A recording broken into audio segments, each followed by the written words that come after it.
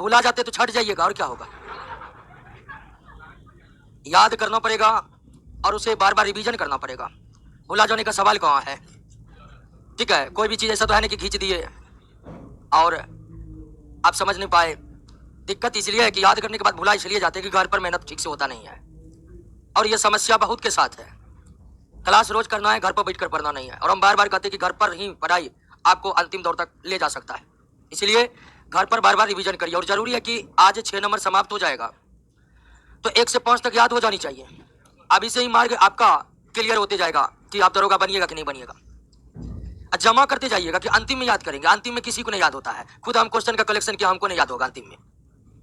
तो इसीलिए सीरियसली याद करते जाना है, करते जाना है। एक बार आप कुछ नहीं कर सकते हैं। कोई एक सब्जेक्ट है तो ना, आपको बायोलॉजी तो नहीं देखना है, पॉलिटी है, हिस्ट्री है, तो इसीलिए आप करते नहीं जाइएगा, सब कुछ को जमा करते जाइएगा। लास्ट में आप उस जमा के बोझ तले दब जाइएगा। तो जिनको जिनको भी 1 से 5 तक याद नहीं है, उसको हम फिर बोले सुधर जाइए, नहीं तो आपको कोई बचा नहीं पाएगा दोस्तों। आइए 6 नंबर के क्वेश्चन पर। आप लोग बनाए थे 6 नंबर? बना था। लगभग 80 से 90% क्वेश्चन बन ही गया होगा, अगर आप सीरियस होकर क्लास किए होंगे तो। आइए देख लेते हैं, फिर भी अगर कुछ कंफ्यूजन रह गया है तो हमारा कोशिश रहेगा कि वो दूर हो जाए। पहला है स्वपोषी पोषण हेतु आवश्यक क्या है। स्वपोषी पोषण, और यहाँ पर स्वपोषी पोषण का मतलब होता है कि स्वपोषी पोषण किसके द्वारा संपन्न होता है? प्रकाश संश्लेषण के जरिए। ठीक है, स्वपोषी पोषण अधिकांशतः पौधे में होते हैं और वो प्रकाश संश्लेषण के जरिए संपन्न होते हैं। तो सवाल ये पूछ रहा है कि प्रकाश संश्लेषण हेतु क्या आवश्यक है, तो सब आवश्यक है, आवश्यक है ना। तो प्रकाश संश्लेषण के लिए क्लोरोफिल, जल, कार्बन डाइऑक्साइड, सूर्य का प्रकाश, ये चारों चीज का जरूरी है। आंसर डी होगा। पहला, स्वपोषण में जीव सरल अकार्बनिक अणुओं से जटिल कार्बनिक अणुओं का निर्माण करते हैं। बिल्कुल सही है। ठीक है, स्वपोषण में जीव सरल अकार्बनिक मतलब जल और कार्बन डाइऑक्साइड। और ध्यान रखिएगा कि कार्बन डाइऑक्साइड में कार्बन है, फिर भी इसे इनऑर्गेनिक के श्रेणी में ही रखा गया है। कार्बन डाइऑक्साइड और कार्बन मोनोऑक्साइड ये दो ऐसे कंपाउंड है जिसको रसायनविदों ने अकार्बनिक यौगिकों के श्रेणी में ही रखा है, जबकि कार्बन की उपस्थिति वाला कोई भी कंपाउंड ऑर्गेनिक होता है। लेकिन ये दोनों का ऑर्गेनिक के रूप में डिफाइन नहीं किया गया है, इनऑर्गेनिक के रूप में डिफाइन किया गया है, अकार्बनिक के रूप में डिफाइन किया गया। दोस्तों ये अपवाद है, आप कहिएगा। तो प्रकाश संश्लेषण यानी कि स्वपोषण जिसके द्वारा कंप्लीट हो रहा था, उस स्वपोषण अर्थात प्रकाश संश्लेषण में ये दोनों मिल करके क्या बनाया था? C6H12O6 ग्लूकोज बनाया था। तो ये बिल्कुल सही है कि स्वपोषण में जीव सरल यानी कि सिंपल इनऑर्गेनिक कंपाउंड से कॉम्प्लेक्स ऑर्गेनिक कंपाउंड का निर्माण करते, बिल्कुल सही है। परपोषण में जंतु द्वारा ग्रहण किए गए जटिल कार्बनिक यौगिक के पाचन के दौरान सरल कार्बनिक यौगिक में रूपांतरित हो जाते हैं, बिल्कुल सही। परपोषण जिनमें होते हैं वे पौधे के और जंतुओं के उत्पाद पर निर्भर रहते हैं, और उन्हें पौधे के उत्पाद पर जो निर्भर होते हैं, पौधे के उत्पाद में संचित क्या है, तो इसको वो प्राप्त किए हैं। यानी जो पौधा जटिल कार्बनिक अणुओं को निर्माण किए हैं, परपोषण वाले उसको ग्रहण करेंगे और पाचन के दौरान उसे सिंपल ऑर्गेनिक कंपाउंड में कन्वर्ट कर देंगे। तो यहाँ पर दोनों ही कथन हमारा क्या है? सही है। यानी कि स्वपोषी जिनमें होता है और जो प्रकाश संश्लेषण के द्वारा स्वपोषी करते हैं, वो इनऑर्गेनिक को ऑर्गेनिक में बनाते हैं। वो इनऑर्गेनिक को किस में कन्वर्ट करते हैं? ऑर्गेनिक में। प्रकाश संश्लेषण की प्रक्रिया में इनऑर्गेनिक ऑर्गेनिक, अकार्बनिक कार्बनिक में बनते हैं, यानी स्वपोषण में। अब परपोषण में ऑर्गेनिक कंपाउंड लिया जाता है कॉम्प्लेक्स वाला, अब पचा के उसको सिंपल ऑर्गेनिक में कन्वर्ट किया जाता है। तो दोनों कथन सही है दोस्तों, सी होगा इसका आंसर। मृतजीवी परजीवी पोषण के जीव किस रूप में भोजन ग्रहण करते हैं? तरल के रूप में भोजन करते हैं, लिक्विड के रूप में, इसलिए इसे अवशोषक पोषण भी कहते हैं। निम्नलिखित में किसमें प्राणी संपोषण होता है? प्राणी संपोषण का मतलब होलोजोइक, और नहीं होता है, नहीं होता। किसमें नहीं होता है? कवक में नहीं होता है। कवक में मृतजीवी पोषण होता है। किस प्रकार का? मृतजीवी पोषण। कथनों पर विचार कीजिए। पौधे प्रकाश संश्लेषण करते हैं तथा स्वपोषी होते हैं, बिल्कुल सही है। कोई भी पौधा परजीवी नहीं होता, ये गलत है।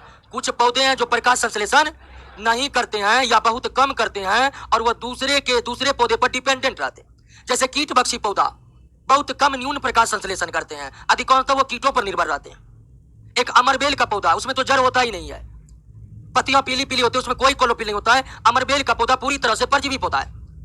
तो यह बात सही है कि अधिकांश पौधे प्रकाश संश्लेषण करते हैं, लेकिन कुछ पौधे हैं जो प्रकाश संश्लेषण नहीं करते हैं या बहुत कम करते हैं और परजीवी के रूप में अर्थात दूसरे पौधे पर अपना जीवन व्यतीत करते हैं। यहां पर सही कौन है? केवल एक सही है दोस्तों। सही कौन है? केवल एक। बफरिंग कर रहा है क्लास, रवि भारती कर रहा है, बफरिंग कर रहा है।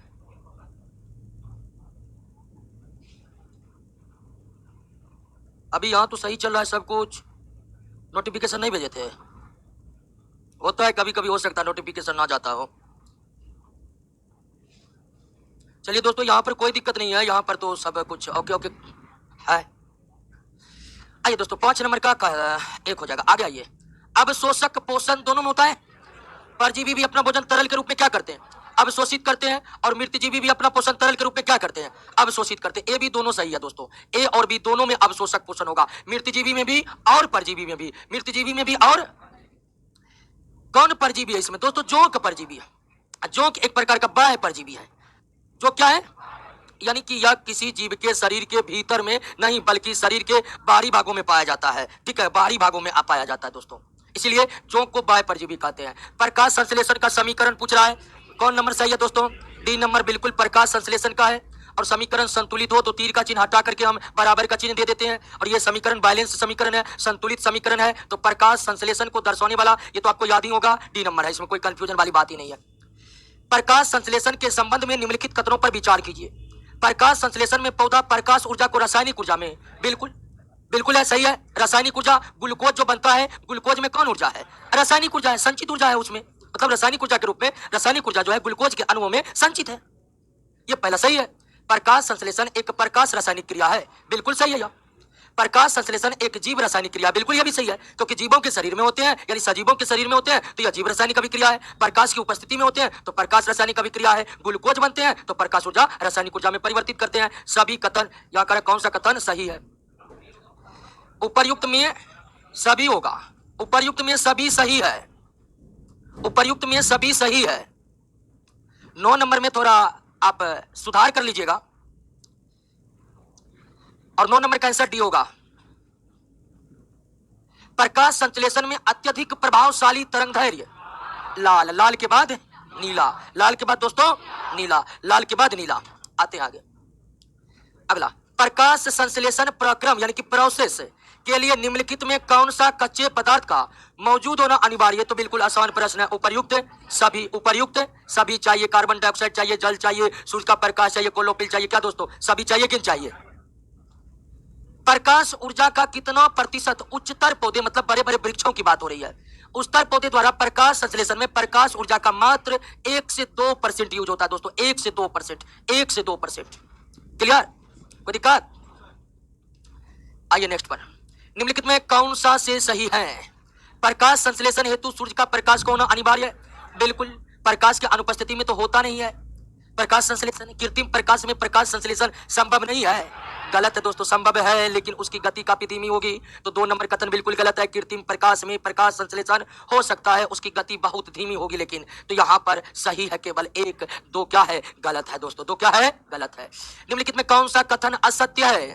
प्रकाश संश्लेषण में ऑक्सीजन उत्पन्न होता है, बिल्कुल उत्पन्न होता है। प्रकाश संश्लेषण में एटीपी का निर्माण होता है, बिल्कुल होता है। आपको हम बताए थे शुरुआत में जो लाइट रिएक्शन होता है, लाइट रिएक्शन के अंतिम में एटीपी भी बनता है, बनता है कि नहीं बनता है? ये भी सही है। प्रकाश संश्लेषण में उत्पन्न ऑक्सीजन कार्बन डाइऑक्साइड के विघटन से प्राप्त होता है, बिल्कुल गलत है। ऑक्सीजन जल के विघटन से प्राप्त होता है। लाइट रिएक्शन के दौरान जल के अणु के टूटने से ऑक्सीजन निष्कासित होते हैं, सी नंबर गलत है। प्रकाश संश्लेषण का अंतिम उत्पाद ग्लूकोज है, बिल्कुल। प्रकाश संश्लेषण में ऑक्सीजन कहां से मुक्त होता है? जल से होता है। किस रिएक्शन के दौरान, लाइट या डार्क? ऑक्सीजन किस रिएक्शन के दौरान बनते हैं? लाइट रिएक्शन के दौरान बनते हैं, यह भी याद रखना है।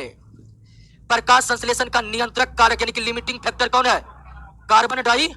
हम आपको बताए थे कि प्रकाश संश्लेषण कई बाह्य कारकों के द्वारा इफेक्टिव हो सकते हैं, यानी प्रभावित हो सकते हैं, लेकिन लेकिन प्रकाश संश्लेषण सबसे ज्यादा जिस बाह्य कारकों के कारण प्रभावित हो सकते हैं वो कौन है? Carbon dioxide. कार्बन डाइऑक्साइड चूंकि प्रकाश संश्लेषण को सबसे ज्यादा प्रभावित कर सकते हैं, इसलिए इसे लिमिटिंग फैक्टर कहा जाता है, नियंत्रक या सीमांत कारक कहा जाता है। पौधे द्वारा मिट्टी से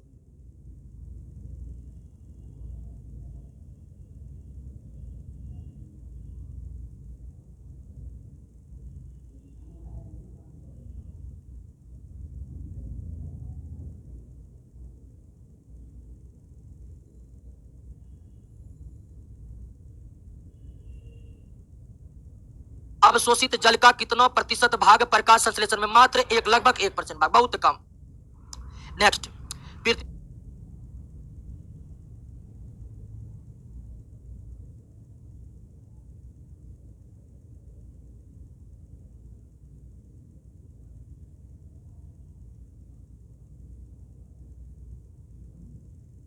पृथ्वी पर अधिकांश ऑक्सीजन दोस्तों शैवालों के द्वारा उत्पादित किया जाता है, ठीक है। और शैवाल जलीय जीव है और इस पृथ्वी पर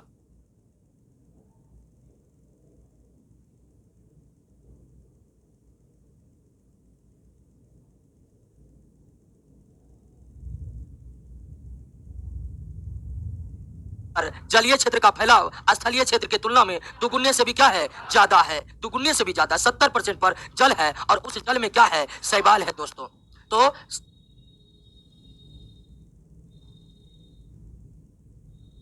सबसे पृथ्वी पर अधिकांश ऑक्सीजन शैवालों के द्वारा ही उत्पादित किए जाते हैं। प्रकाश संश्लेषण की प्रकाशीय प्रतिक्रिया यानी लाइट रिएक्शन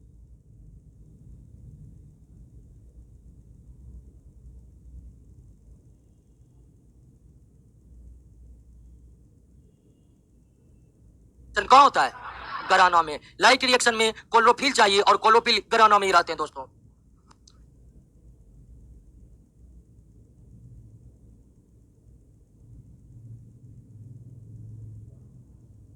प्रकाश संश्लेषण की अप्रकाश यानी डार्क रिएक्शन कौन होता है, एस्ट्रोमा में होता है। डार्क रिएक्शन कौन होता है, लाइट रिएक्शन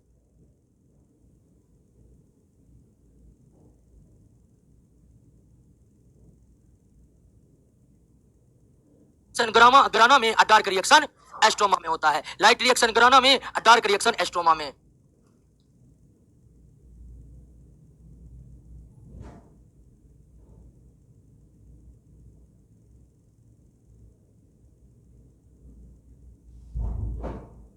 प्रकृति में ऑक्सीजन का संतुलन केवल और केवल एक विधि द्वारा, और वह क्या है, प्रकाश संश्लेषण के द्वारा। ऑक्सीजन की संतुलन बनाने में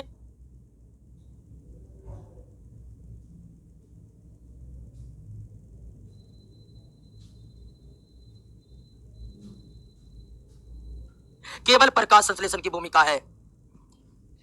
प्रकाश संश्लेषण की अंध प्रतिक्रिया यानी कि डार्क रिएक्शन। डार्क रिएक्शन कब होता है, डार्क रिएक्शन के लिए जरूरी है क्या,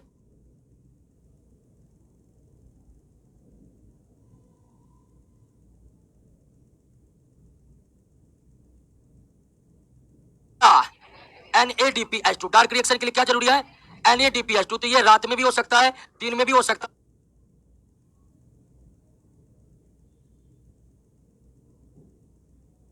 है। जब तक NADPH मौजूद है तब तक डार्क रिएक्शन हो सकता है। जब तक NADPH मौजूद है तब तक हो सकता है दोस्तों, रात और दिन दोनों।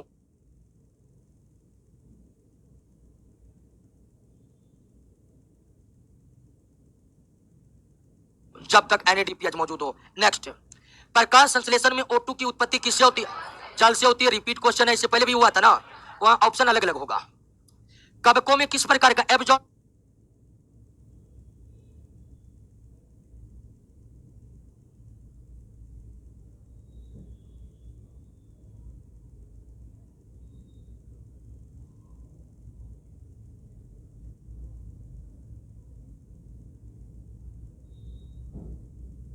न्यूट्रिशन। कवकों में मृतजीवी पोषण होता है और मृतजीवी एक प्रकार का कैसा पोषण है, अवशोषक पोषण है। मृतजीवी कैसा पोषण है, अब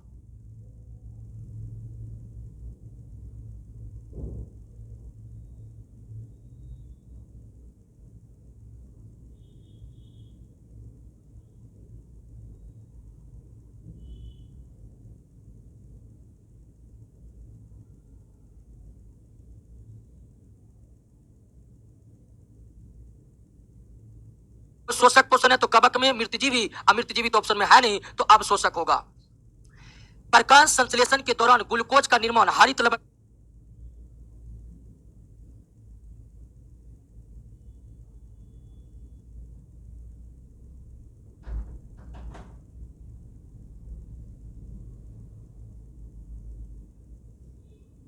के किस भाग में, एस्ट्रोमा में, ठीक है। ग्लूकोज डार्क रिएक्शन के अंतिम में बना था ना, ग्लूकोज डार्क रिएक्शन के अंतिम में बना था। और डार्क रिएक्शन कहां संपन्न हुआ था, तो ग्लूकोज कहां बनेगा, एस्ट्रोमा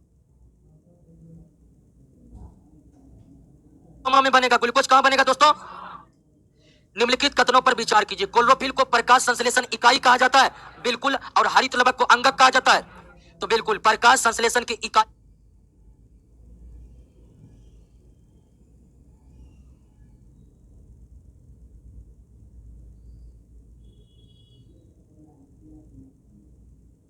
पूछे तो क्लोरोफिल अब प्रकाश संश्लेषी अंगक पूछे तो क्लोरोप्लास्ट। ठीक है, तो ध्यान रखना है प्रकाश संश्लेषण की इकाई किसे कहते हैं?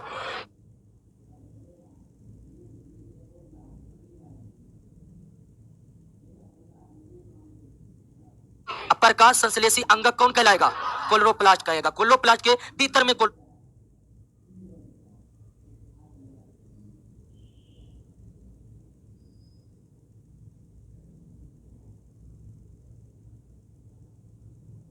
पाए जाते हैं। प्रकाश संश्लेषण के द्वारा हरे पौधे ग्लूकोज पैदा करते हैं। और ग्लूकोज क्या है दोस्तों? अकार्बनिक पदार्थ, सॉरी कार्बनिक पदार्थ है। ग्लूकोज बनाते हैं,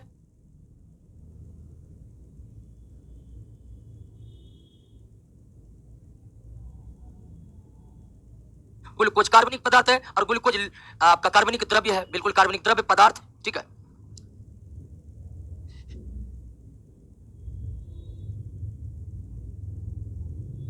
निम्नलिखित पर विचार कीजिए। कीजिए तो विचार देखिए आप लोग। अधिकतर पौधे लाल तरंगदैर्घ्य में सबसे अधिक प्रकाश संश्लेषण करते हैं तथा नीली तरंगदैर्घ्य द्वितीय स्थान पर आता है। बिल्कुल सही दोस्तों। पीली और हरी तरंगदैर्घ्य प्रकाश संश्लेषण में सबसे कम प्रभावकारी।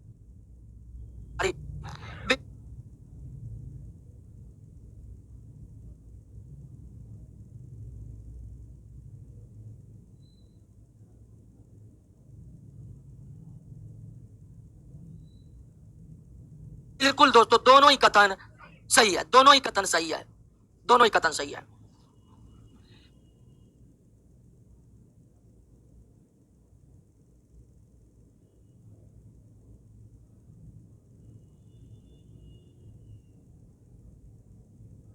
प्रकाश संश्लेषण में निम्नांकित में क्या नहीं होता है? दोस्तों CO2 मुक्त नहीं होता, होता है। CO2 का तो अवशोषण होता है, CO2 उपयोग किए जाते हैं। तो प्रकाश संश्लेषण में बी नंबर ऑप्शन में जो दिया गया है कि कार्बन डाइऑक्साइड का मुक्त होना, ये नहीं होता है।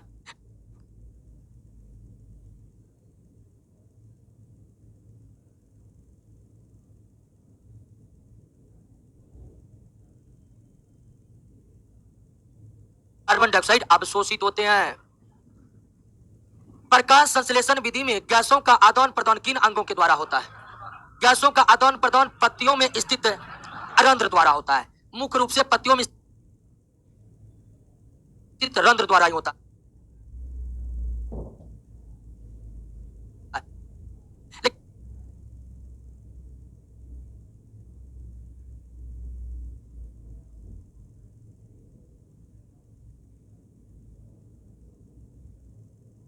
लेकिन और सब जगह होता है, लेकिन फिलहाल यहाँ आपका आंसर सी होगा।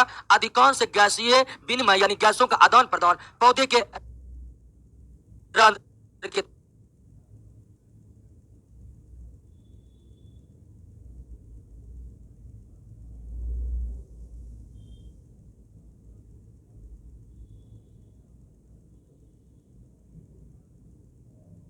द्वारा होता है। ठीक है, लेकिन हल्का हल्का तनों में एक विशेष प्रकार का छिद्र पाया जाता है, उसको क्या कहते हैं? वात रंध्र कहते हैं। उसमें होता है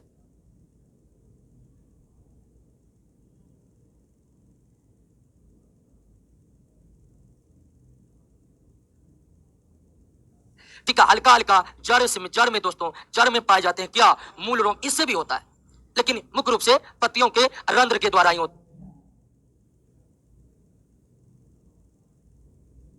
है। मुख्य रूप से पत्तियों के रंध्र के द्वारा होता है। हरे पादपों में क्लोरोफिल के बनने के लिए आप जानते होंगे, जिस तरह हीमोग्लोबिन के लिए लोहा अनिवार्य है, उसी तरह क्लोरोफिल के लिए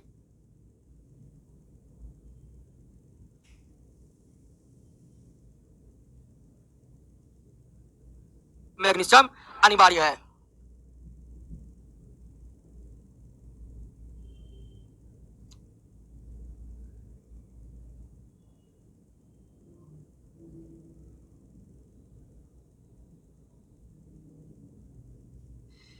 आइए दोस्तों, कई दिनों तक घास पर पड़ा हुआ ईंट का टुकड़ा हटाने पर आच्छादित मतलब ढका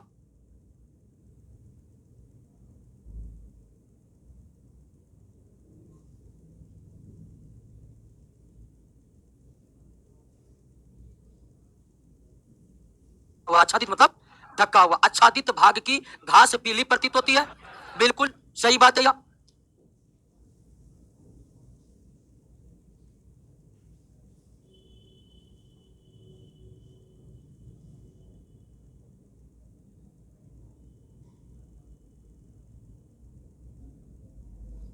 कथन ए में जो बात कही जा रही है वो बिल्कुल सही है। कारक आर हरित वर्णक प्रदान करने वाले क्लोरोफिल का संश्लेषण सूर्य के प्रकाश की उपस्थिति में होता है, यह भी सही है। मैग्नीशियम के द्वारा क्लोरोफिल पौधे में तब बनेंगे जब सूर्य का प्रकाश उस पर पड़े। तो यहां पर कथन ए भी सही है, आर भी सही है, कारण आर दोनों सही है, आर एक ही सही व्याख्या है।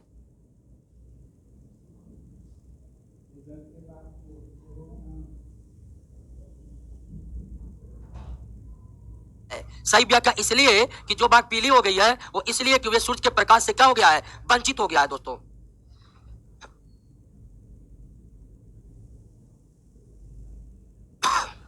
कौन सा एक प्रक्रम यानी प्रोसेस प्रकाश संश्लेषण में सम्मिलित है? स्थितिज ऊर्जा मुक्त होकर फ्री एनर्जी बनता है, बिल्कुल नहीं।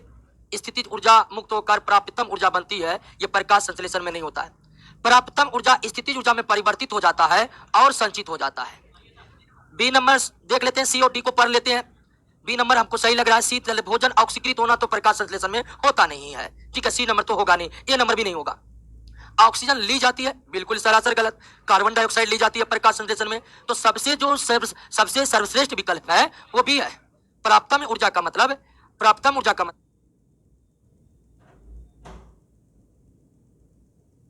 सूर्य के प्रकाश से है और उसको ग्लूकोज में परिवर्तित होकर ग्लूकोज में जो ऊर्जा संचित है उसी को यहाँ स्थितिज ऊर्जा के रूप में डिफाइन किया गया है दोस्तों। तो इसका सबसे सटीक आंसर बी है कि प्रकाश संश्लेषण की प्रक्रिया में प्राप्तितम ऊर्जा स्थितिज ऊर्जा में परिवर्तित हो जाती है और संचित हो जाती है ग्लूकोज के अणुओं में। बी होगा इसका आंसर। पादप की खाद्य फैक्ट्री किसे कहा जाता है? पत्ता को कहा जाता है।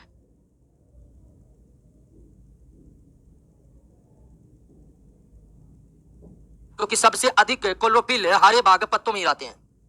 प्रकाश संश्लेषण द्वारा पौधे कार्बोहाइड्रेट का संश्लेषण करते हैं। ये कार्बोहाइड्रेट यानी ग्लूकोज C6H12O6 कार्बन, हाइड्रोजन और ऑक्सीजन तीनों से बना है कि नहीं बना है?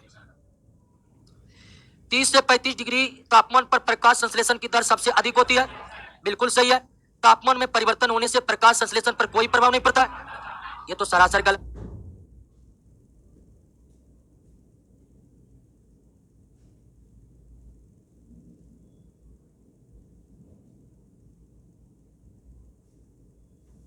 दोस्तों तापमान कम होगा प्रकाश संश्लेषण भी कम हो जाएगा, बढ़ेगा तो भी बढ़ जाएगा और इससे ज्यादा बढ़ गया तो प्रकाश संश्लेषण रुक जाएगा। 2 नंबर बिल्कुल गलत है, सही है केवल आपका।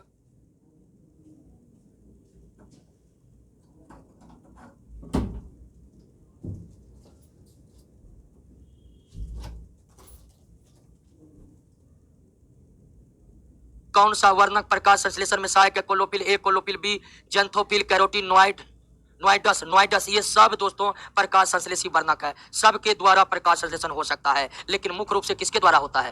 Chlorophyll A, chlorophyll B. ये जो जेंथोफिल है, कैरोटीनॉइड है, ये सभी पौधे में नहीं पाए जाते हैं, ठीक है। सभी पौधों में मुख्य रूप से क्या पाया जाता है? हाँ, ठीक है ना। पौधे में जो क्लोरोफिल होते हैं ना वो सभी क्लोरोफिल एक जैसे नहीं होते। उसको वैज्ञानिकों ने chlorophyll A, chlorophyll B, xanthophyll, carotenoid के रूप में वर्गीकृत किया गया है। तो सब क्लोरोफिल के ही प्रकार है, सबके द्वारा प्रकाश संश्लेषण होता है। लेकिन अधिकांश पौधों की बात करिएगा तो उसके घराना में क्लोरोफिल ए और क्लोरोफिल बी पाए जाते हैं, लेकिन इन सब के द्वारा प्रकाश संश्लेषण हो सकता है दोस्तों। प्रकाश संश्लेषण के अप्रकाशिक अभिक्रिया यानी डार्क रिएक्शन का पूर्ण और विस्तृत अध्ययन सबसे पहले किसने किया था? मेल्विन केल्विन ने। इसीलिए डार्क रिएक्शन का नाम ही है केल्विन साइक्लिक और इसके लिए इन्हें नोबेल पुरस्कार से भी सम्मानित किया गया। और प्रकाश संश्लेषण से जुड़े वैज्ञानिक में केवल मेल्विन केल्विन ही है जो नोबेल पुरस्कार लिए हैं। प्रकाश संश्लेषण प्रक्रम के दौरान सर्वप्रथम क्या होता है? तो सर्वप्रथम तो क्लोरोफिल सूर्य के प्रकाश को अवशोषित करके ऊर्जा पैदा करता है, यह काम सबसे पहले होता है लाइट रिएक्शन के दौरान। और दूसरा काम कि क्लोरोफिल सूर्य के प्रकाश को अवशोषित करके जो ऊर्जा पैदा किया है उस ऊर्जा से जल के अणुओं को तोड़ा जाता है, यह दूसरा काम है। ये होगा दोस्तों, यह सबसे पहले होता है। क्लोरोफिल के इलेक्ट्रॉन का प्रकाश के फोटोन द्वारा उत्तेजन, यह कार्य सबसे पहले होता है। और दूसरा कार्य होता है तीसरा कार्य एटीपी बनना, और चौथा कार्य में डार्क चालू हो जाता है दोस्तों। प्रकाश संश्लेषण के दौरान किसका ऑक्सीकरण होता है दोस्तों?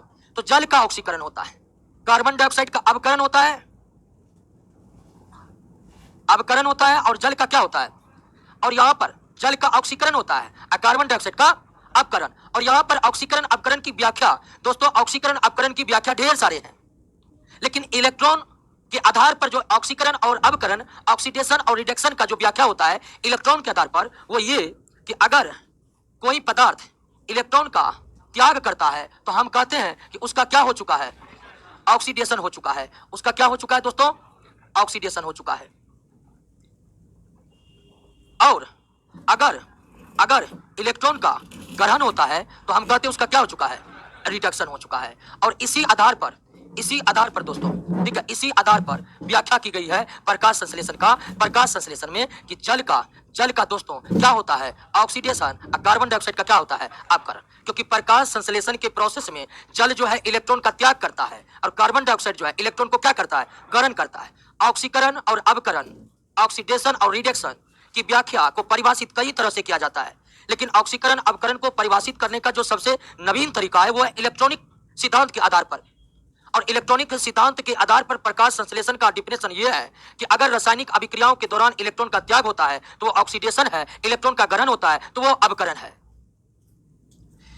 नोबेल पुरस्कार किसने दोस्तों, अभी तुरंत हम जिक्र किए थे, मेल्विन कैल्विन। निम्नलिखित में कौन सा एक कारक प्रकाश संश्लेषण में सीमाकारी नहीं होगा, मतलब प्रकाश संश्लेषण को किसी भी तरह से प्रभावित नहीं करेगा। तो कौन नहीं करेगा, ऑक्सीजन। ऑक्सीजन की जरूरत ही नहीं है प्रकाश संश्लेषण में। तो ऑक्सीजन की जब जरूरत ही नहीं है तो ऑक्सीजन किसी भी तरह से प्रकाश संश्लेषण को प्रभावित कर सकता है, नहीं कर सकता है, तो ऑक्सीजन सीमाकारी नहीं होगा। प्रकाश संश्लेषण का प्रथम स्थिर यौगिक PgAl था, यही था दोस्तों, फॉस्फोग्लिसरल्डिहाइड। ये होगा फॉस्फोग्लिसरिक अम्ल होगा। ये दोस्तों डार्क रिएक्शन में प्रथम स्थिर यौगिक फॉस्फोग्लिसरिक अम्ल ही बना था और अंतिम में तो ग्लूकोज बना था दोस्तों। क्लियर है बात, समझ रहे थे।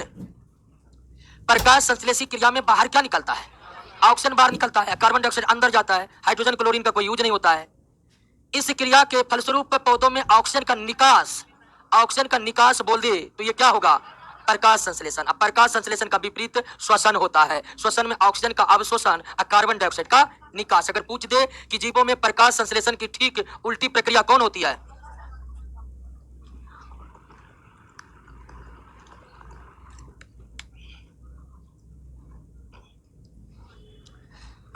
आइए आगे।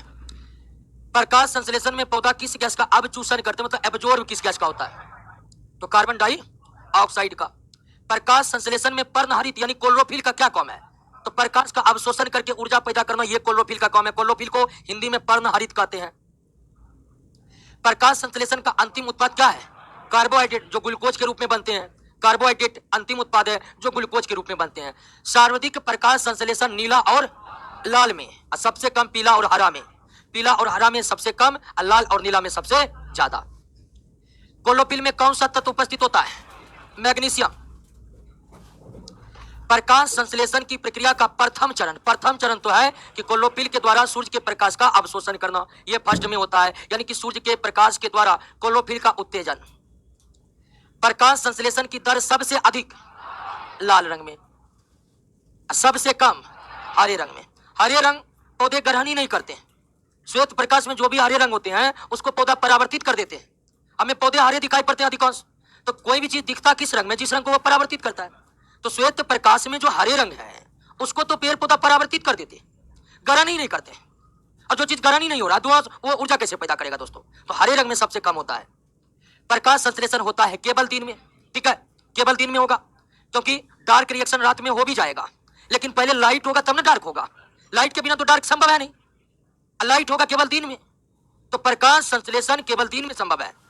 हालांकि प्रकाश संश्लेषण की कुछ अभिक्रियाएं रात में संपन्न हो सकती है, लेकिन वो तभी हो सकती है जब लाइट वाला संपन्न हो चुका हो। कथनों पर विचार कीजिए। सूर्य के प्रकाश के अभाव में यानी अंधेरे में प्रकाश संश्लेषण की प्रक्रिया नहीं हो सकती है, बिल्कुल नहीं हो सकती है। सही है, सही है, सही है। सूर्य के प्रकाश के अभाव यानी अंधेरे में प्रकाश संश्लेषण नहीं हो सकता, सही है। प्रकाश संश्लेषण के पूर्ण क्रियाविधि में प्रकाश की आवश्यकता नहीं पड़ती, यह भी सही है। डार्क रिएक्शन में नहीं पड़ती है, तो दोनों कथन यहां पर क्या है, सही है। हरे रंग का पदार्थ, हरे रंग का पदार्थ पूछते तो क्या आंसर देना है, क्लोरोफिल। अगर अंक पूछ देगा तब तो पदार्थ के बारे में पूछते कि हरे रंग का पदार्थ, तो वो क्लोरोफिल होगा। ऑक्जेनोमीटर के द्वारा पौधे के वृद्धि को मापा जाता, ऑक्जेनोमीटर के द्वारा पौधे के वृद्धि को मापा जाता है। प्रकाश संश्लेषण के संदर्भ में निम्नलिखित कथनों पर विचार कीजिए। प्रकाश संश्लेषण की क्रिया द्वारा कार्बोहाइड्रेट तथा ऑक्सीजन गैस बनती है, बिल्कुल सही है।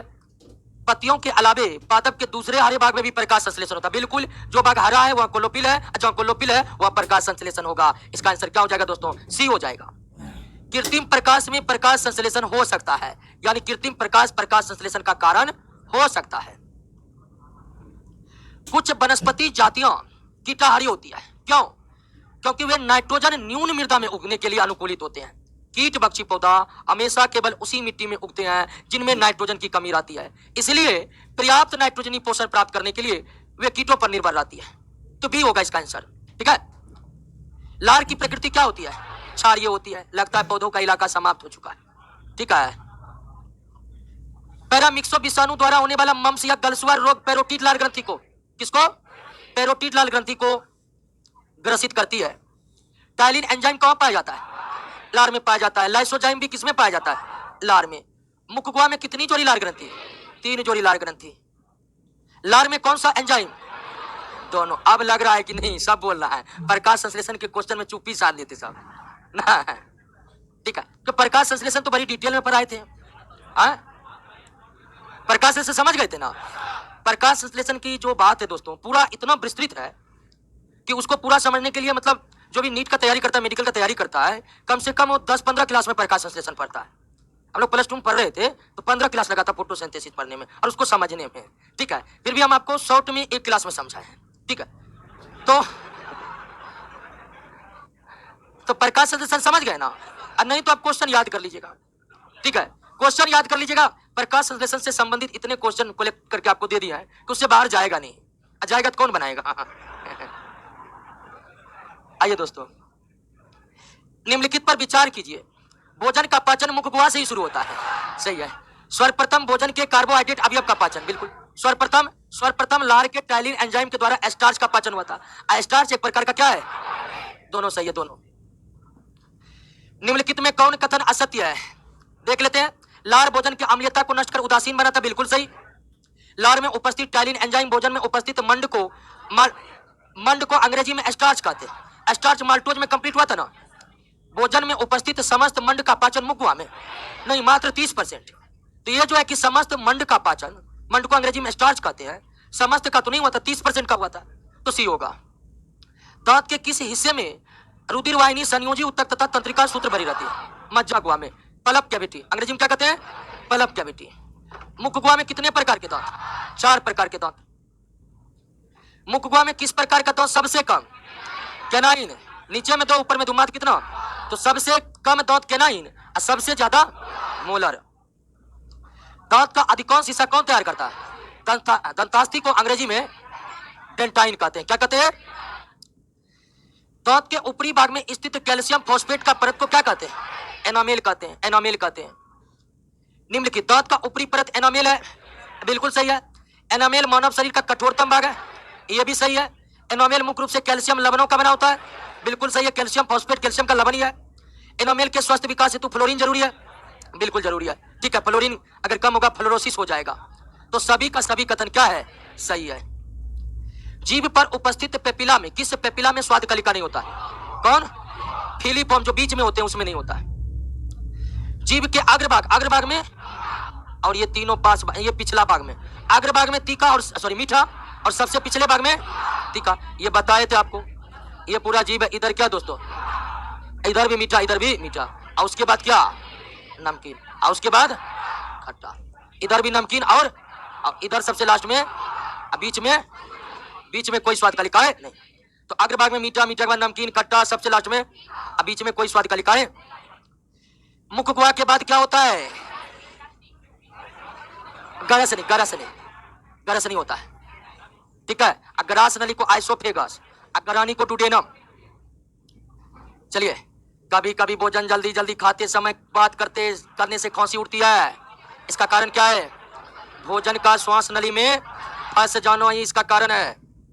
जठर ग्रंथि अमाशय में पाया जाता है। अमाशय प्रोटीन पाचन का प्रमुख स्थान है। अमाशय में पेप्सिन एंजाइम के द्वारा मुख्य रूप से प्रोटीन अवयव का पाचन है। तो अमाशय प्रोटीन पचाने का प्रमुख स्थान है दोस्तों। पेप्सिन एंजाइम किसमें रहता है? जठर रस में रहता है। पेप्सिन एंजाइम कहाँ रहता है दोस्तों? अमाशय के जठर ग्रंथि में स्रावित होने वाला जठर रस जठर रस में सब पाया जाता है। जठर रस गैस्ट्रिक जूस में HCl भी, पेप्सिन भी, म्यूकस भी, हल्का सा गैस्ट्रिक लाइपेज भी। अमाशय की दीवार तथा जठर ग्रंथियां हाइड्रोक्लोरिक अम्ल से अप्रभावित रहते हैं। क्यों? बता सकते हैं इसका आंसर क्या होगा? ए, म्यूकस अमाशय की दीवार को सुरक्षित रखते हैं। बेहतर दोस्तों, पेप्सिन बदल देता है। पेप्सिन प्रोटीन को पेप्टोन पॉलीपेप्टाइड और किसमें बदलता है? प्रोटीओजेज में बदलता है। प्रोटीओजेज में बदलता है दोस्तों। पेप्सिन एंजाइम प्रोटीन को पेप्टोन, पॉलीपेप्टाइड और प्रोटीओजेज में बदलता है। तो निश्चित तौर पर इसका आंसर जो सर्वश्रेष्ठ है वो बी नंबर है। होगा कि नहीं होगा? लार किसके पाचन में? स्टार्च यानी कार्बोहाइड्रेट। पेप्सिन एक प्रकार का क्या है?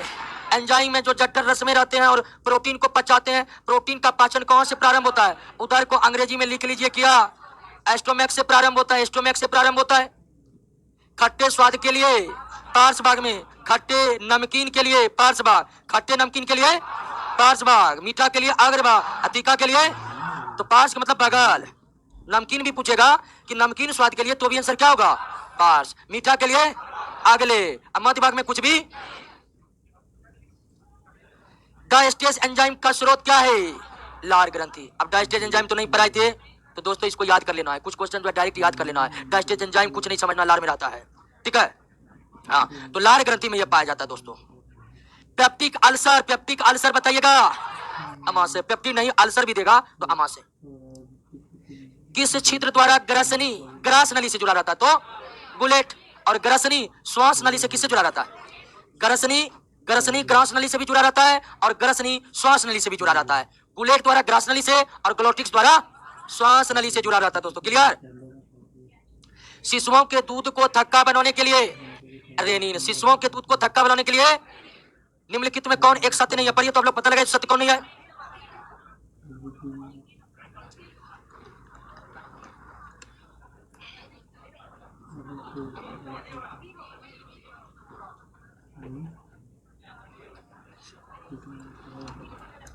और एक जरूरी सूचना है कि कल क्लास है 10 बजे से।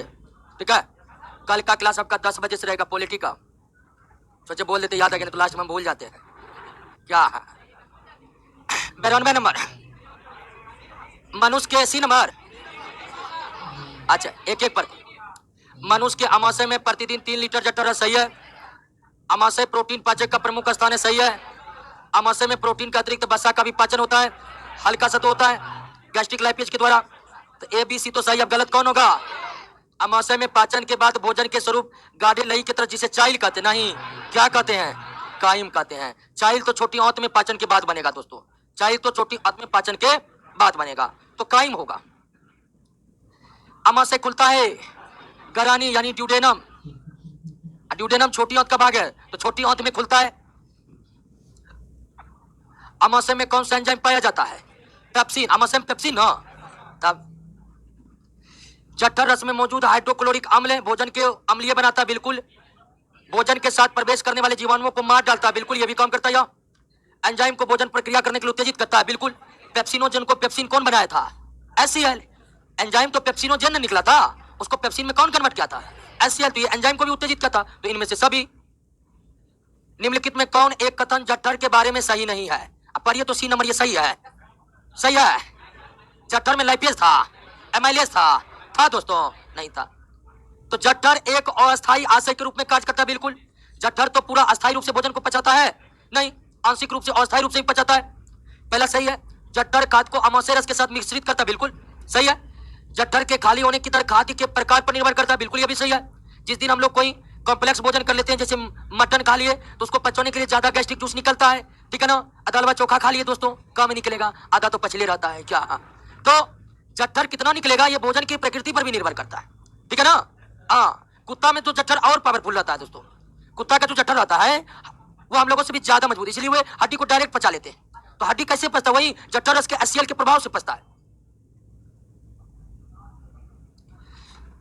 ओके, एडिपेन का बोना उठाइए तो मनुष्य पूरे जीवन काल में कितने दांत 2 बार विकसित होते हैं? 20 दांत। हाँ, 20 दांत 2 बार, 12 दांत 1 बार। 20 दांत 2 बार निकलते हैं, 12 दांत 1 बार। शरीर के लिए एंजाइम आवश्यक होते हैं क्योंकि ये जीव रासायनिक क्रियाओं के उत्प्रेरक है, उत्प्रेरक है। एंजाइम को जैविक उत्प्रेरक कहा जाता है। ये प्रोटीन के बने होते हैं। पेट में भोजन पचाने के लिए एंजाइम की खास आवश्यकता है। यहां पर क्या पूछ रहा है? खास, तो खास अवस्था एंजाइम होगा दोस्तों। दुग्ध प्रोटीन कौन है? एरेनिन। मनुष्य की पाचन नली 32 फीट, फीट में पूछ रहा है, मीटर में 8 से 10 मीटर। कौन अमाशय या जठर ग्रंथि का भाग नहीं है? अब पित्तवाहिनी पित्ताशय का भाग होगा। अब देखिए जठर में 3 प्रकार की कोशिकाएं मौजूद था, लेकिन पित्तवाहिनी मौजूद था। निम्नलिखित में कौन एक जठर रस में मौजूद नहीं रहता? पित्त। जठर रस में पित्त मौजूद रहता है दोस्तों? नहीं रहता है। कौन सी रचना मुख गुहा से भोजन को श्वास नली में जाने से रोकता है? इपिग्लोटिक से नहीं रोक रहा था। मानव के अमाशय में अम्ल एक्स उत्पन्न होता है, और एक्स कौन होगा? क्योंकि अमाशय में हाइड्रोक्लोरिक एसिड उत्पन्न होता है, तो एक्स हाइड्रोक्लोरिक है। अमाशय की भीतरी दीवारों पर बताए थे कौन? स्तंभाकार, स्तंभाकार कोलुमनर इपिथेलियम। कौन इपिथेलियम? दांतों को अच्छी प्रकार से सफाई नहीं करने पर दांतों में बनने वाला एक अस्थायी परत दंत प्लाक कहलाता है। क्या कहलाता है? दंत प्लाक। तो पारिभाषिक शब्द आप याद रखिए। अमाशय की दीवार में होने वाले घाव या अल्सर किसके कारण? अम्लीय स्राव यानी ज्यादा एसियल निकल जाने के कारण, या लगातार भूखे रहने के कारण, या अनियमित रूप से खाने के कारण। कोशिका के किस भाग में सजीवों के सारे गुण जीव द्रव में प्रोटो? कोशिका का प्रश्न यहां पे आ गया है। आ गया। निम्नलिखित पर विचार कीजिए। मनुष्य में भोजन का पाचन मुख गुहा से ही शुरू होता है। बिल्कुल सही है दोस्तों। भोजन की पाचन की क्रिया छोटी आंत में पूर्ण होता है। सही है, मुख गुहा से शुरू होता है, छोटी आंत में कंप्लीट होता है। यकृत तथा अग्न्याशय की नली कहां खुलता है? छोटी आंत के किस भाग में? यह भी याद रखिएगा, छोटी आंत के ड्यूडेनम वाले भागों में खुलता है। छोटी आंत के ड्यूडेनम वाले भागों में खुलता है। जेजुनम किसका अंग है? छोटी आंत के 3 भाग है, ड्यूडेनम, जेजुनम, इलियम। निम्नलिखित में कौन मनुष्य के छोटी आंत का भाग नहीं है? कोलन। कोलन किसका भाग है? बड़ी आंत का भाग है, ये छोटी आंत का भाग नहीं है। मानव शरीर की सबसे बड़ी ग्रंथि लीवर, दूसरी सबसे बड़ी ग्रंथि, और ये बाह्यस्रावी ग्रंथि है। क्या है? बाह्यस्रावी, हालांकि अग्न्याशय मिश्रित ग्रंथि है। निम्नलिखित पर विचार कीजिए। यकृत की कोशिकाएं पित्तरस का स्राव होता है। बिल्कुल सही है। अब पित्तरस का संचय पित्ताशय में होता है। बिल्कुल, दोनों कथन क्या है दोस्तों? सही है। छोटी आंत भोजन का पाचन किसके द्वारा होता है? छोटी आंत में भोजन का पाचन पित्तरस के भी द्वारा होता है, ड्यूडेनम वाले भागों में। अग्न्याशी रस के भी द्वारा होता है, ड्यूडेनम वाले भागों में। सक्सस इंटेरिकस द्वारा भी होता है, इलियम वाले भागों में। इलियम में भोजन पचाता किसके द्वारा? सक्सस इंटेरिकस के द्वारा। और ड्यूडेनम में भोजन पचाता किसके द्वारा? तो इनमें से मनुष्य के आहार नाल के किस भाग की लंबाई सबसे अधिक? छोटी आंत की लंबाई सबसे अधिक होती है। मानव शरीर में पाचन अधिकांश किस भाग में? छोटी आंत में अधिकांश पाचन, पूर्ण पाचन सब कुछ छोटी आंत में। अधिकतम पोषक तत्व रक्त में कहां अवशोषित किए जाते हैं? अधिकतम की पूरा चीज अवशोषित तो यहीं से होता है। क्या भोजन पचता है यहीं पर, तो अवशोषित यहीं पर होगा। निम्नलिखित में कौन कार्बोहाइड्रेट पाचक एंजाइम है? एमाइलेज। लाइपेज वसा को पचाने वाला है, ट्रिप्सिन प्रोटीन को पचाने वाला है, और न्यूक्लियस न्यूक्लिक एसिड को पचाने वाला है। वसा पाचक एंजाइम कौन है? लाइपेज। पित्त वसा को पचाता है, लेकिन पित्त एंजाइम, अब प्रश्न में हमें क्या पूछा है? एंजाइम, लेकिन पित्त एंजाइम नहीं है, लेकिन पित्त वसा के पचाने में ही सहायता करता है। पेप्सिन प्रोटीन पचाने वाला है, टाइलिन स्टार्च कार्बोहाइड्रेट को पचाने वाला है। कौन सा एक प्रोटीन पाचक एंजाइम नहीं है? लाइपेज। ये वसा पचाता है। Pepsin, trypsin, chymotrypsin, carboxy peptidase, ये सब प्रोटीन को पचाने वाला है। ग्लिसन कैप्सूल यकृत में मौजूद रहता है। कहाँ मौजूद रहता है? अब इसको डायरेक्ट रट लेना है। एक रटुमल क्वेश्चन मिला था, डायस्टेज एंजाइम कहाँ पाया जाता है? लार में पाया जाता है डायस्टेज एंजाइम। इसको भी रट लीजिए कि ग्लिसन कैप्सूल लीवर में। ग्लिसन कैप्सूल कहाँ पाया जाता है? लोहा पाया जाता है सब में दोस्तों, लीवर में, मछली में, मांस में, पालक में, सब कुछ में लोहा पाया जाता है। ब्रूनर्स ग्रंथि दोस्तों छोटी आंत के ड्यूडेनम वाले भागों में पाए जाते हैं। ठीक है, ये भी रटुमल क्वेश्चन है, इसको भी रट लीजिएगा। ब्रूनर्स ग्रंथि कहाँ पाया जाता है? छोटी आंत के ड्यूडेनम वाले भागों में। छोटी आंत के ड्यूडेनम वाले भागों में पाया जाता है। छोटी आंत के ग्रहणी में वसा का पायसीकरण। पायसीकरण कहाँ किसके द्वारा? पित्तरस के द्वारा। पायसीकरण किसके द्वारा? पित्तरस का प्रमुख कार्य क्या है? भोजन की अम्लता को नष्ट कर उसे क्षारीय बनाना। बिल्कुल, वसा का पायसीकरण करना। ए भी दोनों होगा। वसा को वसा अम्ल और ग्लिसरॉल में लाइपेज परिवर्तित करता है, पित्तरस नहीं करता है। तो ए और बी जो है दोनों पित्तरस के कार्य है। पित्तरस में उपस्थित बिलिवर्डिन तथा बिलिरुबिन किसके विकल्प? आपको बताए थे हम कि जब 120 दिन के बाद आरबीसी का डेथ हो जाता है, तो मृत आरबीसी कोशिकाएं पहले लीवर में जाता है, लीवर उसके हीमोग्लोबिन को निकालकर पित्त कणों का निर्माण करता है, फिर पित्तरस का निर्माण करता है। निम्नलिखित में किसकी प्रकृति क्षारीय नहीं है? आप जानते हैं कि जठर रस में HCl निकलता है और HCl अम्लीय प्रवृत्ति का है। कथनों पर विचार कीजिए। अग्न्यासी रस में क्या पाए जाते हैं? कार्बोक्सी पेप्टाइडेज और लाइपेज पाए जाते हैं। माल्टेज छोटी आंत के सक्सस इंटेरिकस में था, इन्वर्टेज भी सक्सस इंटेरिकस में था ना जी। छोटी माल्टेज और इन्वर्टेज, माल्टेज इन्वर्टेज इरेप्सिन, ये सब छोटी आंत से जो एंजाइम निकला था उसमें पाया जाता था। ये अग्न्याशय में था दोस्तों? नहीं था। तो एक और दो, मानव शरीर में यकृत वसा के पाचन में महत्वपूर्ण भूमिका निभाता है। बिल्कुल सही है। यकृत पित्तरस का निर्माण करता है और जो पित्तरस वसा का पायसीकरण करता है तब जाकर वसा पचता है। तो पहला कथन तो बिल्कुल सही है। यकृत दो महत्वपूर्ण वसा पाचक एंजाइम बनाता है। लीवर एंजाइम बनाता है। लीवर वसा के पाचन में महत्वपूर्ण भूमिका पित्तरस को निर्मित करके करता है, न कि एंजाइम। ये आर गलत है, यानी ए सही है, लेकिन आर लीवर के द्वारा कोई एंजाइम नहीं बनाया जाता है, बल्कि लीवर के द्वारा वसा को पचाने के लिए पित्तरस बनाया जाता है। पचे हुए भोजन में मौजूद विषैले पदार्थ का कौन सा अंग शोषण कर लेता है? लीवर। कौन सा अंग मानव शरीर में ग्लाइकोजन के रूप में कार्बोहाइड्रेट जमा करता है?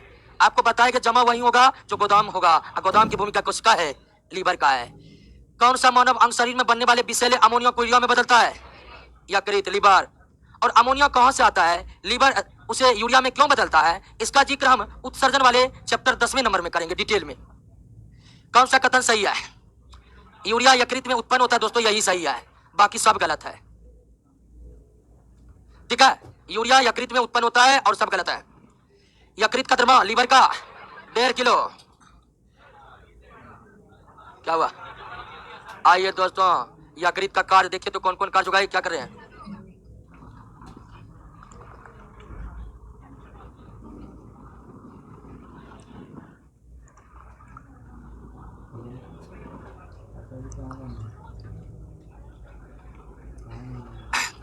यकृत का कार्य कौन कौन है? सभी है, बिल्कुल सभी है, सभी। विचार कीजिए, मानव की दूसरी सबसे बड़ी ग्रंथि है। दूसरी सबसे बड़ी ग्रंथि है तो पहले कथन से क्लियर हो जा रहा है कि बात किसके बारे में हो रहा है। फिर भी 2-3 को पढ़ लीजिए, क्या इसके बारे में ये सही है? इसका रस विशेष प्रकार की कोशिकाओं से स्रावित होता है। बिल्कुल, एसिनर कोशिका से स्रावित होता है, एसिनर कोशिका। इसके रस को पूर्ण पाचक रस कहते हैं। बिल्कुल सही। अग्न्याशय में भोजन के सभी अवयवों को पचाने वाला एंजाइम मौजूद रहता है, इसीलिए इसे पूर्ण पाचक रस कहते हैं। किसके स्राव को पूर्ण पाचक रस कहा जाता है? अभी तुरंत देखिए, ये किसका स्राव है दोस्तों? अग्न्याशय का संपूर्ण भोजन का पाचन आहार नाल के छोटी आंत में संपूर्ण अवशोषित होता है। भोजन किस भाग में? छोटी आंत में। पचे हुए भोजन का अवशोषण छोटी आंत होगा। भोजन का पूर्ण पाचन छोटी आंत के इलियम वाले भाग में, छोटी आंत के इलियम वाले भाग में। आइए दोस्तों, ये सवाल को पढ़िए तो। पचे हुए भोजन का अवशोषण छोटी आंत के इलियम भाग में मौजूद भिलाई द्वारा होता है। सही है, बिल्कुल सही है दोस्तों, बिल्कुल सही। अवशोषित भोजन भिलाई में मौजूद रक्त कोशिकाओं के रक्त में मिल जाते हैं। बिल्कुल सही है दोस्तों। अवशोषित भोजन रक्त संचार द्वारा शरीर के विभिन्न भागों में वितरित हो जाते हैं। सही है, और सबसे पहले लीवर में जाते हैं। सभी के सभी कथन सही है। वसा का पाचन जिस अंग में पूर्ण होता है, अब वसा के नहीं, प्रोटीन ले लीजिए, कार्बोहाइड्रेट लीजिए, सब कुछ का पाचन कहाँ पूर्ण होता है? छोटी आंत में। वसा ही नहीं बल्कि हर एक भोजन के अवयव छोटी आंत में ही पचते हैं पूरी तरह से। पाचन की क्रिया में प्रोटीन निम्नलिखित किस पदार्थ में बदल जाते हैं? प्रोटीन अमीनो अम्ल में। पाचन की क्रिया के उपरांत कार्बोहाइड्रेट ग्लूकोज, फ्रक्टोज, गैलेक्टोज में बदलता है। बिल्कुल सही है। वसा, वसा अम्ल और ग्लिसरॉल में। बिल्कुल सही है। प्रोटीन अमीनो अम्ल में। बिल्कुल सही है। कौन सा एक सही नहीं है? पता लगे तो आप लोग कौन सही नहीं है? बड़ी आंत में कोई एंजाइम नहीं निकलता है। बिल्कुल सही है। बड़ी आंत में बिना पचे हुए भोजन को अस्थायी रूप से संचित रखता है। बिल्कुल सही है। बड़ी आंत के छोटी आंत की तुलना में अधिक लंबी, अधिक चौड़ी होती है, लंबी नहीं। बड़ी आंत अधिक चौड़ी होती है छोटी आंत की तुलना में, ना कि लंबी। ये सरासर गलत है दोस्तों। सीकम तथा अपेंडिक्स ये अवशेषी अंग है जो कहां पाया जाता है? बड़ी आंत में पाया जाता है दोस्तों। निम्नलिखित में कौन सा कथन है असत्य है? पर ये कौन सा कथन असत्य है? देखिए सी नंबर पर ये सत्य है। बड़ी आंत को हम क्लास में डिस्कस नहीं कर पाए थे, पढ़े थे आप लोग बड़ी आंत को। कह रहे कि बड़ी आंत के कोलेन में भोजन का अवशोषण होता है। भोजन का अवशोषण, भोजन का अवशोषण, पाचन सब छोटी आंत में। ये गलत है। अपच भोजन से जल का अवशोषण होता है किस भाग में? कोलेन वाले भाग में। मनुष्य के मल में सर्वाधिक रहता है क्या? जल रहता है दोस्तों। विटामिन के का संश्लेषण करने वाला बैक्टीरिया किसमें रहता है? कोलेन में रहता है। कोलेन में कुछ खास प्रकार का बैक्टीरिया रहता है, लाभदायक बैक्टीरिया, जो हमारे शरीर में विटामिन के का निर्माण करवाता है। निम्नलिखित में कौन हार्मोन पित्ताशय को पित्त निकालने हेतु उत्तेजित करता है? कोलिसिस्टो, कुछ हार्मोन भी है, पढ़े थे। सेक्रेटिन किसको उत्तेजित करता है? अग्न्याशय को। काइल कोई हार्मोन नहीं है। इंटेरोग्रेस्टोन का कम है, जठर ग्रंथि से जठर रस को कम, यानी ज्यादा निकल रहा है तो उसको कम करवाना। मानव शरीर में क्षुद्रांत यानी छोटी आंत के 3 रचनात्मक भागों की लंबाई। तो ये होगा शेषांत्र, मध्यांत्र और हास्य क्रम मतलब घटते क्रम ना। तो शेषांत्र को अंग्रेजी में इलियम कहा जाता है। तो इलियम से छोटा जेजुनम और सबसे छोटा ड्यूडेनम। तो ये एकदम विशुद्ध हिंदी नाम है दोस्तों इसका। तो आप अंग्रेजी नाम लिख लीजिए, इलियम सबसे बड़ा, उससे छोटा जेजुनम और सबसे छोटा ड्यूडेनम। ड्यूडेनम को हिंदी में ग्रानी कहते हैं। क्लियर? छोटी आंत में भोजन का पूर्ण पाचन के बाद वह क्या कहलाता है? चाइल कहलाता है। अब अमाशय में काइम, बढ़िया से एक बार याद कर लीजिएगा, नहीं तो चाइल की जगह चाइम होते रहता है, चाइम की जगह कुछ और हो जाता है। रोटी चबाने पर मीठा क्यों लगता है? रोटी में क्या रहता है? स्टार्च। स्टार्च किसमें बदलता है? माल्टोज में। तो आप जो रोटी खाते हैं उसमें स्टार्च रहता है। स्टार्च कैसा कार्बोहाइड्रेट है? स्वादहीन कार्बोहाइड्रेट है। स्टार्च कैसा कार्बोहाइड्रेट है? इसलिए रोटी खाते तो कोई स्वाद आपको लगता? जैसे लार मिला, लार का टैलिन एंजाइम मिला, इस स्टार्च को पचाते पचाते क्या बना देता है? अब माल्टोज का स्वाद कैसा होता है? जैसे लार के टैलिन से माल्टोज बनता है, हमको रोटी क्या लगने लगता है? मीठा लगने लगता है। यानी इसका आंसर होगा कार्बोहाइड्रेट शक्कर में बदल जाता है। मतलब इसका अंग्रेजी मीनिंग होगा कि स्टार्च किस में बदल जाता है? माल्टोज में बदल जाता है। यदि किसी व्यक्ति का पित्ताशय निकाल देंगे क्या नहीं पचेगा? क्योंकि पित्ताशय में पित्त जमा होते हैं जो वसा का पायसीकरण करते हैं, उसके बाद जाकर वसा पचता है। माल्टोज, सुक्रोज, लैक्टोज एंजाइम पाए जाते हैं। माल्टेज, सुक्रेज, लैक्टेज होगा। माल्टेज, सुक्रेज, लैक्टेज ये पाए जाते हैं किसमें? आंत रस में। थोड़ा गड़बड़ा गया है लिखा, माल्टेज होगा, सुक्रेज होगा, लैक्टेज होगा। सही कर लीजिएगा, नोट में दिया हुआ है। मनुष्य की पाचन क्रिया के संदर्भ में निम्नलिखित में कौन एक सही नहीं है? स्टेप्सिन एंजाइम पायसीकृत वसा का ग्लिसरीन तथा फैटी अम्ल में परिवर्तित करता है। बिल्कुल सही है। एमिलोप्सिन नामक एंजाइम स्टार्च तथा ग्लाइकोजन को घुलनशील शर्करा में बदल देता है। सही है। स्टेप्सिन तथा एमिलोप्सिन एंजाइम जठर रस में मौजूद रहते हैं। मनुष्य की पाचन क्रिया के संदर्भ में निम्नलिखित में कौन सही नहीं है? पायसीकृत वसा के इसको फैटी सही है। एमिलोप्सिन नामक स्टार्च और ग्लाइकोजन को घुलनशील, ये दोस्तों गलत है। सी नंबर क्या है? गलत है। क्लियर? आगे बढ़िए। निम्नलिखित में कौन यकृत का कार्य नहीं है? यकृत का कार्य नहीं है कौन? ये देखिए, जल का कर खाद्य और अजीर्ण आहार में से जल के आदि का अवशोषण क्या ये लीवर करता है? लीवर जल के अवशोषण से जुड़ा। मानव के समान अमीबा में भी प्राणी संपोषण होता है। अमीबा अपना भोजन किसके द्वारा ग्रहण करते हैं? कूटपाद के द्वारा। अमीबा में भोजन का पाचन किस अंगक में होता है? भोजन रसदानी में होता है, फूड वैक्यूल्स में होता है। भोजन रसदानी न दे, रसदानी ही दे दे तो वो भी आंसर होगा दोस्तों। पैरामीशियम में भोजन ग्रहण होता है किसके द्वारा? सीलिया के द्वारा। प्रकाश संश्लेषण में जल के विखंडन के लिए क्या चाहिए? मैग्नीज की उपस्थिति अनिवार्य है। आइए दोस्तों, अंगों की कौन सी क्रियाएं सही रूप से मेल खाती है? पित्ताशय, पित्त का परिवार सही है। लीवर इंसुलिन उत्पादन करता है। इंसुलिन हार्मोन है जो पेनक्रियाज में उत्पन्न होता है। ये गलत हो गया। ए पित्ताशय पित्त संग्रहण बिल्कुल। लीवर पित्त उत्पत्ति सही। पाचक ग्रंथि इंसुलिन का उत्पादन नहीं करता है। हाँ, पेनक्रियाज तो पाचक ग्रंथि है। बी सही है, बी सही है, बिल्कुल बी सही है। क्लियर? खत्म हो गया। एक क्वेश्चन को आप घेर लीजिएगा, इसमें थोड़ा हमको कंफ्यूजन हो रहा है। ये 159 नंबर का, ठीक है? 159 इसको देखते हैं। बाप रे, किसका फोन आ रहा? माय लाइफ लिखा हुआ हो। अच्छा, मम्मी का है।